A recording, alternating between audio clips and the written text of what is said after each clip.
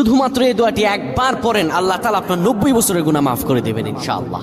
আপনার 90 বছরের গুনাহ মাফ হয়ে যাবে যদি মাত্র এই দোয়াটি যদি একবার পড়তে পারেন। আপনার ভাগ্য খুলে যাবে, রিজিকে বরকত আসবে, মনের ন্যাক আশা পূরণ হবে, আল্লাহ আপনার সব দোয়া কবুল করে দিবেন। সুবহানাল্লাহি ওয়া বিহামদি। এত ফজিলত, এই দোয়াটা আপনারা শেয়ার করে দিবেন। এই যুবকেরা, আমল না করেও সওয়াব পাবা। তোমার একটি শেয়ারে, একটা বাটনে প্রেস করে তুমি সওয়াব পেয়ে যাবা। কারণ তুমি আমল না করো, অন্য কেউ যদি তোমার শেয়ারের বদৌলতে আমল করে, সওয়াব তুমি পেয়ে যাবা। নবীজির হাদিস। আমার ভাইয়েরা, আল্লাহর কাছে দোয়া করা, আল্লাহর কাছে দোয়া চাওয়া, এটি হলো মুমিনদের কাজ। আমার আল্লাহ বান্দাকে বলেন, বান্দারে উদউনি আস্তাজিব লাকুম, আমার কাছে চাও, আমার কাছে চাইলে আমি আল্লাহ তোমাকে দিয়ে দিব।